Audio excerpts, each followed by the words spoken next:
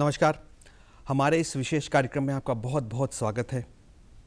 दोस्तों, अगर हम भारत की आंतरिक सुरक्षा की बात करें तो भारत सरकार ने बहुत सारे पुलिस बलों को जो है उसमें लगाया हुआ है। इसी में एक अग्रणी पुलिस बल है आईटीबीपी यानी भारत तिब्बत सीमा पुलिस बल।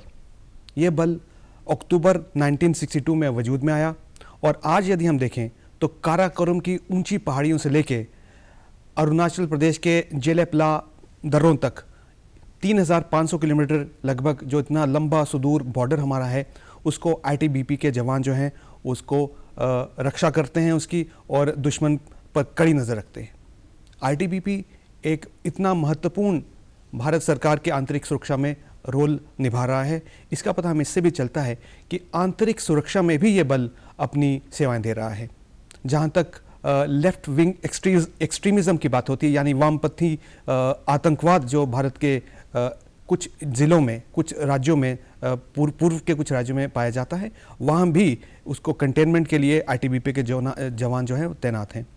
इसी के साथ साथ डिज़ास्टर मैनेजमेंट, फर्स्ट रिस्पांस के रूप में आईटीबीपी के जवान डिज़ास्टर मैनेजमेंट, जहां भी इस प्रकार से प्राकृतिक आपदाएं आती हैं वहां जाते हैं और अपनी सेवाएं देते हैं। केवल भारत में ही नहीं बल्कि दूसरे देशों में, जैसे अभी टर्की में या सीरिया में इतना भयंकर अर्थक्वेक आया है तो वहां भी आईटीबीपी के जवान जाते हैं और अपनी सेवाएं देते हैं।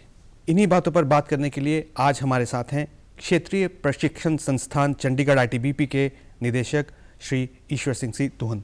सर, आपका हमारे कार्यक्रम में बहुत बहुत स्वागत है। धन्यवाद आपका कि आपने जो all India police band competition हम यहाँ पर आयोजित करा रहे हैं उसके लिए जो स्पेशल प्रोग्राम में मुझे बुलाया। जी धन्यवाद सर। सर, सबसे पहले तो मैं आपसे ये जानना चाहूँगा कि इतना लंबा गौरवशाली इतिहास आईटीबीपी का रहा है, तो आईटीबीपी का मैंडेट क्या है, इसके मूल फंक्शंस क्या हैं और कैसे देश की सुरक्षा में अपनी जिम्मेदारी निभा रहा है? जैसा कि आपने बताया, आईटीबीपी का जो गठन है वो हिंदुस्तान चीन की जब लड़ाई चल रही थी उसमें में 24 अक्टूबर 1962 को एक गुरिल्ला कम इंटेलिजेंस कम फाइटिंग फोर्स के रूप में हुआ, और उसके बाद उस समय में 4 बटालियनें इस बल को दी गई थी। उसके बाद भारत तिब्बत सीमा पुलिस की जिम्मेवारी आईटीबीपी को दी। प्रारंभ में हमें लद्दाख से लेकर और उत्तराखंड तक की जिम्मेवारी थी। 2004 के बाद में नॉर्थ ईस्ट की भी जिम्मेवारी आईटीबीपी को दी गई।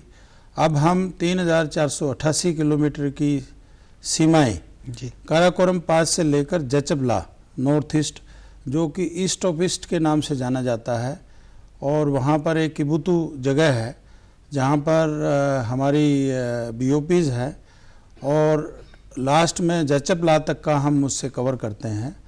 इसमें हमारी पूरी बटालियनें डिप्लॉयड हैं और हमारी जिम्मेवारी इस बॉर्डर की सुरक्षा का ख्याल रखना, इनग्रेस और इग्रेस कोई होता है तो उसको रोकना, और वहाँ की जनता में ब्रदरहुड की भावना, राष्ट्रीय की भावना और उनका देखभाल करना भी हमारी जिम्मेवारी है। हम उसके लिए विभिन्न मेडिकल कैंप, विभिन्न वहाँ की डेवलपमेंट की गतिविधियों की एक्टिविटीज़, उनके बच्चों की टूर आदि करते रहते हैं ताकि जो लोकल पॉपुलेशन है वो हमें साथ दे, और वहाँ से लोकल पॉपुलेशन नीचे की तरफ ना आए। जैसा कि अभी वाइब्रेंट विलेज का कंसेप्ट गवर्नमेंट का आया है, उसमें यही है कि एक बजट प्रोवाइड किया गया है जिसमें उस इलाके को भी वही सुविधा दी जाए जो दूसरे इलाके में है, ताकि वहाँ से जो गांव हैं वो उठ के नीचे ना जाएं, क्योंकि काफ़ी गांव ऐसे हैं जो कि घोस्ट विलेज हो चुके हैं जी, जहाँ बहुत कम जनसंख्या है या ना के बराबर जनसंख्या है। सिर्फ आईटीबीपी की ही डिप्लॉयमेंट है, और सरकार का यही प्रयास है कि वहाँ पर जो जनसंख्या है वहाँ पर दोबारा से जाएं और उस इलाके को पूरा बसाएं और उस इलाके में अपनी आजीविका को जो है वो चलाएं जी। तो ये 3488 किलोमीटर का जो जिसमें 5 यूनियन टेरिटरी और स्टेट आते हैं, लद्दाख, हिमाचल, उत्तराखंड, सिक्किम और अरुणाचल जी। ये 5 स्टेट की जो सीमाएं हैं इसको हम देखते हैं जी। सर, आपने बहुत सारी बातें बताई हैं दर्शकों को। वाकई कुछ लोग ऐसे भी हैं हमारे जो उत्सुकता तो रखते हैं परंतु ये सारी जानकारियों से वंचित रहते हैं। तो सर इसके बाद एक जो इतना जो लंबा फ्रंटियर है, इतना लंबा जो बॉर्डर है, उसमें पहाड़ियाँ भी हैं, नदी नाले भी हैं, बहुत सारी चीज़ें इस तरह से, क्योंकि वो भौगोलिक रूप से बहुत ही अनस्टेबल एरिया है। तो ट्रेनिंग में इसमें जो है एक महत्वपूर्ण रोल अदा करती है ट्रेनिंग, कि उनको उस सेटिंग में, उस एटमॉस्फेयर में कैसे वो अपनी सुरक्षा के साथ साथ देश की सुरक्षा भी कर पाएँ। आप क्षेत्रीय प्रशिक्षण संस्थान के निदेशक भी हैं, तो किस प्रकार की स्पेशलाइज्ड ट्रेनिंग जो है आईटीबीपी के जवानों को आपके केंद्र द्वारा दी जाती है? जैसे कि आपने बताया कि हम लोग अत्यंत दुर्गम इलाकों में तैनात है और जहां हमारी डिप्लॉयमेंट 18,700 फीट की हाइट तक जो बी सी लेवल से होता है वहां तक हम डिप्लॉयड हैं, जहां पर टेम्परेचर -50 डिग्री तक पहुंच जाता है और ऑक्सीजन की मात्रा भी वहां पर कम होती है। बट उसके लिए हम जवानों को विशेष तरह की क्लोथिंग प्रोवाइड करते हैं, विशेष तरह की ट्रेनिंग प्रोवाइड करते हैं, ताकि उस विषम परिस्थितियों में भी हमारे बल का जवान जो है वो सुचारू रूप से काम कर सके और पूरी सक्षमता से वो अपनी ड्यूटी को निभा सके। ये जो बेसिक ट्रेनिंग सेंटर आईटीबीपी का भानु में है, ये यहाँ पर 1991 से स्थापित है। इससे पहले इस बल के साथ ही इस ट्रेनिंग सेंटर का गठन मध्य प्रदेश करेरा में हुआ था। उसके बाद ये ट्रेनिंग सेंटर कुल्लू में रहा और कुल्लू में जगह की कमी और फायरिंग रेंज की कमी और ट्रेनिंग एरिया की कमी होने की वजह से यहाँ पर ये स्थापित है। और ये ट्रेनिंग सेंटर 335 एकड़ में स्थापित है। हमारी अपनी फायरिंग रेंजेज है, हमारा अपना ट्रेनिंग एरिया है, हमारे अपने ऑब्स्टेकल कोर्सेज हैं, 3 हमारे पास ग्राउंड्स हैं, ड्रिल ग्राउंड है। तो पूरी ट्रेनिंग जो जवानों को पहाड़ी क्षेत्र में दी जाती है उसकी ट्रेनिंग हम नज़दीक की जो शिवालिक पहाड़ियाँ हैं वहाँ पर हम लेके जाते हैं। रॉक क्लाइंबिंग की ट्रेनिंग करते हैं, आर्टिफिशियल रॉक क्लाइंबिंग की भी यहाँ पर ट्रेनिंग है। तो यहाँ पर जवानों की हर तरह की ट्रेनिंग की सुविधाएं हमारे पास उपलब्ध हैं। मैं यहाँ एक अपने दर्शकों के साथ एक बात साझा करना चाहता हूँ कि जहाँ तक जवानों की ट्रेनिंग की बात है वो तो हमारे आईटीबीपी प्रशिक्षण केंद्र में होती है। सर मुझे ये भी पता चला था कि जो डॉग्स ट्रेनिंग है, जो हमारे स्निफर डॉग्स होते हैं या स्पेशलाइज्ड सब्सटेंसेस को सूंघने की शक्ति जो डॉग्स जिनमें होती है, उनकी ट्रेनिंग भी यहाँ होती है, तो उसके बारे में थोड़ा बताइए। हाँ, इस बेसिक ट्रेनिंग सेंटर के अंतर्गत national training centre for dog है, जो कि भारत सरकार द्वारा 2005 में सैंक्शन किया गया। इसमें हम डॉग की स्निफर ट्रेनिंग करवाते हैं जी। और हम 4 तरह के विशेष डॉग यहाँ पर तैयार करते हैं, जिसमें हम एंटी सैबोटेज चेक करने के लिए एक्सप्लोजिव डिटेक्शन के कोर्सेज चलाते हैं। उसके अलावा जो नारकोटिक्स है, नशीला पदार्थ है, उसके लिए हम नारकोटिक्स की स्पेशलाइजेशन की ट्रेनिंग डॉग्स को देते हैं। और ट्रैकिंग, जो कि आदमी का कोई भी चीज़ छूट जाती है, रुमाल छूट जाता है या उसके पाँव के निशान रह जाते हैं, तो उसको कैसे डॉग डिटेक्ट करेगा और कभी आइडेंटिफिकेशन परेड हो रही है तो उसको कैसे पहचानेगा, उसकी ट्रेनिंग भी देते हैं। उसके अलावा हम वाइल्ड लाइफ डॉग्स की भी ट्रेनिंग यहाँ पर करते हैं। जैसे आपको विदित है कि वाइल्ड लाइफ क्राइम्स काफ़ी बढ़ गए हैं जी। तो उसमें हमारे पास यहाँ पर फॉरेस्ट डिपार्टमेंट द्वारा विभिन्न तरह की स्किन्स है, बोन्स हैं, टाइगर टस्क है, इवन प्लांट्स प्रोडक्ट जैसे कि चंदन है, वो हमें प्रोवाइड किया गया है। और ये डॉग जाके विभिन्न नेशनल पार्क्स में अपनी ड्यूटी देते हैं। अगर कोई ये बोन्स को ले जा रहा है, कोई पोचिंग कर रहा है, तो उसको वो इजीली डिटेक्ट कर लेता है जी। तो ये हम 4 तरह के डॉग्स की विशेष तौर पे ट्रेनिंग देते हैं और काफ़ी इनका सक्सेस रेट है जी। तो ये देखिए कितनी अजीब बात है और कितनी महत्वपूर्ण बात है कि एक जो पशु है उसको भी ट्रेनिंग देने के बाद वो सुरक्षा की बात यहाँ तक हो, उसमें कितना कारगर हो जाता है। तो इसके लिए आईटीबीपी जो है एक बहुत ही इंपॉर्टेंट रोल प्ले कर रहा है सर। अब ये तो ट्रेनिंग की बात होती है, साथ में सर एक सैनिक जो है उसके पूरा यदि उसका विकास हम करें तो उसमें आमोद प्रमोद संगीत का भी एक बहुत इम्पॉर्टेंट रोल रहता है। अभी जैसा आपने कहा कि आपका centre 23वीं Akhil Bharatiya police band प्रतियोगिता का भी अनावरण करने वाला है, जो कि 3-4 दिन तक चलेगी, 4 मार्च तक शायद चलेगी वो। तो सबसे पहले तो मैं ये जानना चाहूँगा सर कि जो संगीत है उसका, जो मार्शल संगीत है उसका सुरक्षा के साथ क्या संबंध है और क्यों ये सेना और पुलिस के लिए इतना महत्वपूर्ण होता है? जो मार्शल बैंड है उसका इतिहास बहुत पुराना है। ये अगर आप ग्रीक का इतिहास देखेंगे तो 4 AD से 4 BC से इसका इतिहास का वर्णन मिलता है, और 7वीं सदी से तो उसका भरपूर जो वर्णन मिलता है कि लड़ाइयों में किस तरह से बैंड का इस्तेमाल किया गया जी।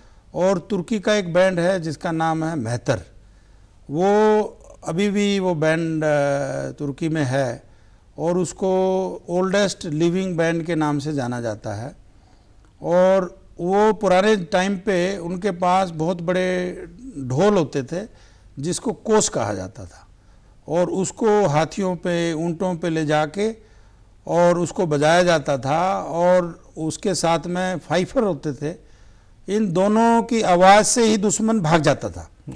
और काफ़ी लड़ाइयाँ जो है तुर्की ने, ओटोमन एम्पायर ने सिर्फ जो है बैंड के सहारे ही जीत ली, क्योंकि इतना शोर शराबा वो करता था और इतना मार्शल जो है वो अपनी फोर्सेस में इतना मोरल अप हो जाता था कि जो दुश्मन की सेनाएं हैं उनके घोड़े, हाथी वो बिदक के भाग जाते थे, और वो लड़ाई, वो मैदान छोड़ के भाग गए तो वो युद्ध का मैदान जो है वो आपके हाथ में हो गया।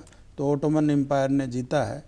और 17वीं शताब्दी से तो हर साल कोई न कोई म्यूज़िक, कोई न कोई बैंड कंपोज हर साल हुआ है पूरे यूरोप में। उसके बाद यूरोप ने इसको अपनाया। उसके बाद जो है हिंदुस्तान में 17वीं शताब्दी से ये हमारे पास आया है। और जब ईस्ट इंडिया कंपनी थी, जब भी इसका रोल रहा, हर आर्मी की यूनिट्स में बैंड उन्होंने गठित किया, जिसका लड़ाई के दौरान में मोरल मोटिवेशन के काम पे करता था। कोई जवान घायल हो जाता था, उसकी एंटरटेनमेंट में काम करता था, और हमारी ट्रेनिंग में इसका विशेष महत्व है जी। ये जो बिगुल है और जो बैंड है, ये हमारे जवान को उठाता है, उसको सुलाता है, और कोई जवान अपने कर्तव्य बेला के ऊपर अगर देश के लिए शहीद हो जाता है तो इवन उसके क्रीमेशन के दौरान भी हम बैंड से उसको विशेष धुनें हैं उससे हम विदाई देते हैं। तो इसका बहुत बड़ा रोल है हमारे जवानों की दिनचर्या में, और जो पासिंग आउट होती है जवानों की वो भी बैंड की धुनों से ही होती है। जी सर, अभी जैसा ये विदित है कि 23वां जो Akhil Bharatiya police band competition Chandigarh में ITBP के प्रांगण में मनाया जाएगा, तो इसमें कितनी टीम्स आ रही हैं? और एक महत्वपूर्ण प्रश्न यहाँ ये भी है सर कि इसका निर्धारण कैसे होगा, यानी इसका जो बेंचमार्क होता है कि कौन नंबर 1 आया, कौन नंबर 2 आया, तो उसको कैसे उसका निर्धारण होता है? और एक चीज़ और है, क्या जो सिविलियन लोग हैं, जो चंडीगढ़ के, पंजाब के, हरियाणा के जो लोग हैं, यदि वहाँ जाना चाहें, उन सब बैंड्स की परफॉर्मेंस को देखना चाहें, तो क्या ये अलॉट करेगा ITBP? हाँ, all India police control board है जो कि DIB के अंतर्गत आता है, और वो विभिन्न तरह के गेम्स, विभिन्न तरह की एक्टिविटीज़ पुलिस फोर्सेस में आयोजित कराता है। ये इंटर पुलिस बैंड कंपटीशन भी उसी का ही पार्ट है, और 1999 से ये कंपटीशंस विभिन्न फोर्सेस के बीच में आयोजित किया जाता रहा है, और 23वां संस्करण की जिम्मेवारी ITBP को दी गई, और ITBP द्वारा इसकी जिम्मेवारी BTC को दी गई, और मैं ऑर्गेनाइजिंग सेक्रेटरी के रूप में इस प्रतियोगिता को आयोजित करा रहा हूँ जी। और इस प्रतियोगिता में 23 टीमें मेल की टीमें हैं और 5 फीमेल की टीम है, और कुल 1510 पुलिसकर्मी इसमें पार्टिसिपेशन के लिए आए हैं हमारे पास, और कुछ टीमें आ रही हैं जिसमें तमिलनाडु से लेकर, केरला से लेकर और जम्मू कश्मीर और लद्दाख यूनियन टेरिटरी तक के टीमें हैं। इसी तरह से गुजरात से लेकर असम राइफल, वेस्ट बंगाल तक की हमारे पास टीमें आ रही हैं, और पहली बार महिलाओं का अलग से कंपटीशंस इस बार हम लोग आयोजित करा रहे हैं, और इसमें 5 टीमें जो पाइप बैंड की टीमें हैं वो इसमें पार्टिसिपेट कर रही हैं, जिसमें आईटीबीपी के अलावा BSF, Delhi police, Jharkhand police और राजस्थान पुलिस, ये 5 टीमें इसमें पार्टिसिपेट करेंगी और टोटल 116 महिलाएं इसमें भाग ले रही हैं। इवन मेल बैंड की टीमों में भी महिलाएं भाग ले रही हैं। 14 महिलाएं राजस्थान की टीम से भाग ले रही हैं और 2 महिलाएं एसएसबी की टीम से भाग ले रही हैं जी। और इसमें 3 तरह की प्रतियोगिताएं हैं। 3 तरह की बरास बैंड है हमारा, जिसमें एक बैंड मास्टर होता है और 33 अन्य होते हैं, और पाइप बैंड है जिसमें एक बैंड मास्टर होता है और 16 अन्य होते हैं, और बिगुलर होते हैं जिसमें 5 बिगुलर होते हैं और 2 रिजर्व होते हैं जी। तो इन 3 इवेंट्स का कंपटीशन है। इसके लिए हमने न्यूट्रल एम्पायर बुलाए हैं जो कि पुराने जिनका तजुर्बा है और आर्मी से, एयरफोर्स से वो रिटायर्ड हैं। एक देहरादून से मेजर मनसाराम जी आ रहे हैं जी, और मिस्टर पीके जैना, स्क्वाड्रन लीडर पीके जैना, वो उड़ीसा से आ रहे हैं, और एक मेजर पूना से आ रहे हैं। तो ये तीनों जजेस आएंगे, ये डेट्स निर्धारित करेंगे, डिफरेंट लोट्स इसके निकाले जाएंगे और उसके मुताबिक फर्स्ट, सेकंड, थर्ड पोजीशन जो है वो निर्धारित की जाएगी और उसका जो फैसला है वो ब्रीफ केस में बंद रहता है। लास्ट मिनट में उसका फैसला जो है जी, जी। वो अनाउंस करते हैं और हमारा यही प्रयास है कि इसमें बेस्ट टीम इसमें जीते जी। और ये जो गेम है इसको खेल की भावना से सब लोग खेलें और बेस्ट टीम इसमें जीते। ट्रांसपेरेंट ढंग से ये कंपटीशंस आयोजित की जाए, ये हमारा प्रयास है। उन सभी टीमों का एडमिनिस्ट्रेटिव अरेंजमेंट्स करना, उनको गाड़ियां देना, टीम मैनेजर्स को रखना, ये जिम्मेवारी आईटीबीपी के अलावा CRPF, Punjab police, Haryana police और चंडीगढ़ पुलिस भी हमारे साथ में सहयोग कर रही है, क्योंकि काफ़ी बड़ा कंटिजेंट इसमें आता है जी। और स्थानीय लोगों की इसमें शमूलियत होती है, जो देखने वाले दर्शक यदि बाहर से आना चाहें तो क्या वो आते हैं? हाँ, हमने मार्च में भी एक कंपटीशन इसी तरह का आयोजित कराया था जी, घुड़सवारी का, जिसमें ऑल इंडिया पुलिस घुड़सवारी प्रतियोगिता और माउंटेड पुलिस प्रतियोगिता हमने आयोजित कराई थी। उस समय में भी ये निवेदन किया था, जो भी इसके जो गेम के लवर्स हैं, जैसे ये बैंड प्रतियोगिता है, जो इसको देखना चाहता है तो वो हमारे कैंपस में आ सकता है। हमने गेट्स के ऊपर पासिस बना के रखे हुए हैं जी। सिर्फ उसको अपना आईडी प्रूफ देना है और उनको हम अकम्पनी करेंगे और वो अपने ग्राउंड में देख सकते हैं। सिर्फ क्योंकि सिक्योरिटी कैंप है, सिर्फ ये निवेदन है कि ऐसी कोई गतिविधियां, कोई फोटोग्राफी ना करें जिससे हमें सुरक्षा में हमें जो है किसी तरह का विघ्न हो। जी जी जी। सर, एक आपने बिल्कुल अच्छा कहा कि कुछ महिलाएं भी इसमें आ रही हैं, महिलाओं का कंटिजेंट भी इसमें आ रहे हैं जो कि इसमें अपनी प्रस्तुतियां देंगे। महिला सशक्तिकरण की हम बात करें अगर भारतीय रक्षा तंत्र के संदर्भ में, तो हम ये देखते हैं कि महिलाओं को कॉम्बैटिव और नॉन कॉम्बैटिव रोल्स में भी आजकल गवर्नमेंट अलाउ करती है, आर्मी, नेवी, एयरफोर्स अलाउ करती है। तो आईटीबीपी महिला सशक्तिकरण को लेके या महिला काडर की प्रतिनिधित्व को लेकर क्या कर रही है, कैसे उनको इनकरेज कर रही है कि वो भी आईटीबीपी फोर्स का हिस्सा बने? आईटीबीपी फोर्स में अभी कम्बैट रोल में भी महिलाएं आ रही हैं। पहले सिर्फ जो है क्लैरिकल और नॉन कम्बैटिव रोल में ही महिलाएं आईटीबीपी में आती थी। अभी अधिकारी भी आ रही हैं, अधीनस्थ अधिकारी भी आ रही हैं और जवान भी आ रही हैं जी। और हमारा लक्ष्य है कि कम से कम 15% जो है हमारी फोर्स की कम्बैटिव स्ट्रेंथ है वो महिलाएं की हों जी। और वो जो भी चुनना चाहते हैं, जैसे कोई स्पोर्ट्स में भाग लेना चाहती हैं या बैंड प्रतियोगिता में भाग लेना चाहती हैं या हमारी जाबाज टीम का हिस्सा होना चाहती हैं, तो वो उनको पूरी छूट है। उसके अलावा वो मेल काउंटर पार्ट के साथ में और कहीं कहीं कुछ पोस्ट्स तो हमने इंडिपेंडेंटली महिलाओं को देने का निर्णय किया है जी। ताकि वो अपने आप में एक पोस्ट को जो गार्ड करने में सक्षम हो। और महिलाओं का जो रिस्पांस है बहुत अच्छा रहा है और हमने देखा कि काफ़ी कॉन्फिडेंट जो है महिलाएं हो रही हैं। ट्रेनिंग के बाद में और ज़्यादा कॉन्फिडेंट वो हो जाती हैं। अभी मैं आपको बताना चाहूँगा कि यहाँ पर हम जेंट्स और महिलाओं का दोनों का कमांडो कोर्स चलाते हैं जी। और 2 बैच पहले से कोई भी महिला जो हमारे कमांडो कोर्स पास नहीं कर पाई थी, तो फिर उनसे बातचीत किया गया, मोटिवेशन किया गया कि आप हर चीज़ में सक्षम हैं, सिर्फ जो है आपने मेहनत करना है। और अब जो है 20 में से 17 महिलाएं 16 महिलाएं हैं वो पास हो रही हैं, कम से कम 3 बैचेज आ चुके हैं। वो हेलीकॉप्टर से अपने सामान के साथ में स्लैदरिंग भी करती हैं, पानी में भी कूदती हैं, जंगल में भी अपनी ड्यूटी देती हैं। जिन लड़कियों को जो है पानी से डर लगता था, हाइट से डर लगता था, कीड़े मकोड़ों से डर लगता था, अब वो बिल्कुल जो है भय मुक्त हो चुकी हैं जी। और हमारे महानिदेशक साहब भी यहाँ पर आए थे, उन्होंने भी जो है इन कमांडो से इंटरेक्ट किया गया था और वो भी काफ़ी प्रभावित हुए जो इनका जो मोटिवेशन देख के और इन महिलाओं का जो मोराल देख के उनको भी जो है पूरी एक ताकत मिली कि जो महिलाएं हैं वो किसी से कम नहीं है। जी। तो हमने देखा कि आईटीबीपी अपने आप में एक कंप्लीट ऑर्गेनाइजेशन है।